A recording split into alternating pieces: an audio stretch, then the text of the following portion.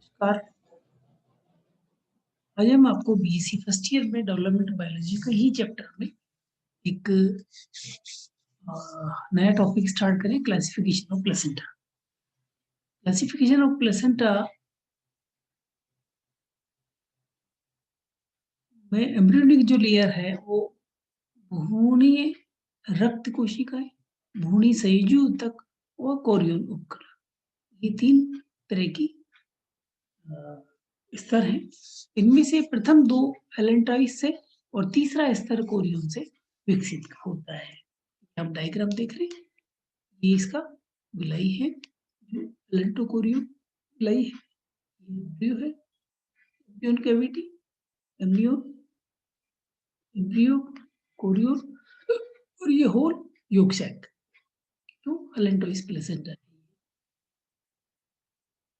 मात्रक स्तर गर्भवती उपकला, गर्भाशय संयोजी ऊतक, मात्र रक्त कोशिका भ्रूणी स्तर पर संकुलों का निर्माण करते हैं जो गर्भाशय से भित्ति में उपस्थित दरारों में घसे रहते हैं। प्लेसेंटा का जो क्लासिफिकेशन हम आप देखते हैं, स्तनधारी प्राणियों में पाए जाने वाले प्लेसेंटा को विभिन्न आधारीय लक्षणों के आधार पर वर्गीकृत, रोपण के आधार पर, बेसिस ऑफ इम्प्लांटेशन, और निष्ठता के आधार पर, बेसिस ऑफ इंटीमेसी, और रसांकुरों के वितरण के आधार पर 3 तरह का क्लासिफिकेशन किया है। उतकी के आधार पर आप हिस्टोलॉजिकल, ये 4th प्रकार का है। इस प्रकार के रोपण के आधार पर स्तन्य प्राणियों में गर्भाशय कोरियन कोश के संबंध और रोपण के आधार पर प्लेसेंटा को फिर 3 भागों में बांटा है। एक सतही, दूसरा केंद्रीय, तीसरा अंतराली। अब इस प्रकार के प्लेसेंटा में कोरियन कोश का संपर्क गर्भाशय की मुख्य गुहा के स्तर से होता है, अर्थात भ्रूण माता के गर्भाशय की मुख्य गुहा पे ही स्थित रहता है। इसकी भित्ति में घसता नहीं है, इसे केंद्रीय रोपण भी कहते हैं। अभी आप देख रहे हैं।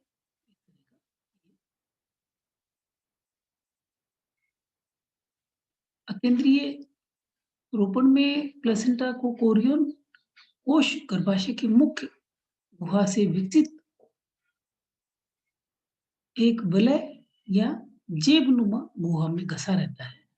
इस प्रकार के प्लेसेंटा को चूहे और गिलहरी में देखा जाता है, वो ये अकेंद्रीय।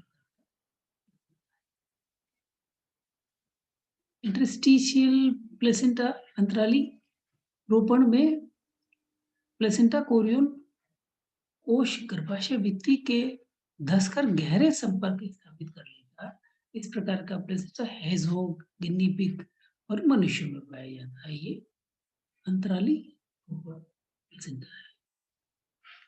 घनिष्ठता के आधार पर जो प्लेसेंटा को क्लासिफिकेशन किया है, तो विकसित हो रहे भ्रूण और माता के गर्भाशय के बीच में पाए जाने वाले संपर्क की घनिष्ठता के आधार पर यूथेरियन स्तनधारी प्राणियों में प्लेसेंटा 3 प्रकार का, आपाती प्लेसेंटा, इस प्रकार के प्लेसेंटा के भ्रूण में गर्भाशय का रोपण सतही प्रकार का होता है, और भ्रूणी कोरियन में विकसित रसाकुर गर्भाशय की भित्ति की दरारों से अधिक गहराई तक नहीं घसा रहता है अथवा धसा रहता है। भ्रूणीय कोरियन उपकला गर्भाशय उपकला के सामने आ जाती है और शिशु के जन्म के समय रसाकुर बिना क्षतिग्रस्त हुए गर्भाशय दीवारों को बाहर निकालती है।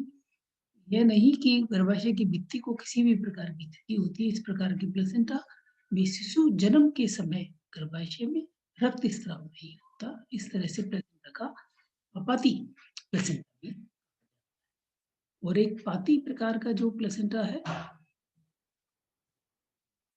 इस प्रकार के प्लेसेंटा में भ्रूणीय और मात्रक ऊतकों के बीच में अधिक घनिष्ठ संबंध, अधिक एलेंटोकोरियन रसाकुर गर्भाशय भित्ति से अधिक गहराई में घसे रहते हैं।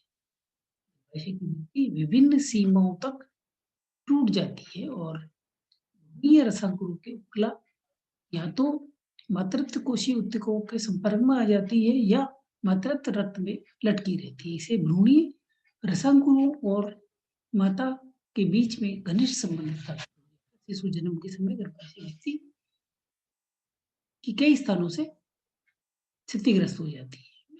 इस गर्भाशय ऊतकों के क्षतिग्रस्त होने से शिशु जन्म के समय रक्तस्राव होता है। शिशु का जन्म गर्भाशय ऊतकों की उखड़कर प्लेसेंटा के साथ बाहर निकल जाते हैं। प्लेसेंटा पे पाती प्लेसेंटा कहते हैं। कर्रे, कुत्ते, बिल्ली, मनुष्य आदि। विपरीत पाती प्लेसेंटा में इस प्रकार के प्लेसेंटा में भ्रूणीय और मातृत्व ऊतकों के बीच में घनिष्ठ संबंध स्थापित हो जाता है। इसका संपर्क पाती प्रकार के प्लेसेंटा की तुलना में अधिक घनिष्ठ होता है। अतः शिशु जन्म के समय मातृत्व तथा शिशुओं के ऊतकों की हानि होती है, अर्थात मातृत्व और भ्रूणीय ऊतक क्षतिग्रस्त हो जाते हैं। इस तरह के प्लेसेंटा को विपरीत पाती प्लेसेंटा कहते हैं। ये पैरामील्स और टाल्पा आदि पे ये प्लेसेंटा। इसके साथ ही हम आपको नेक्स्ट चैप्टर कल अध्ययन कराएंगे।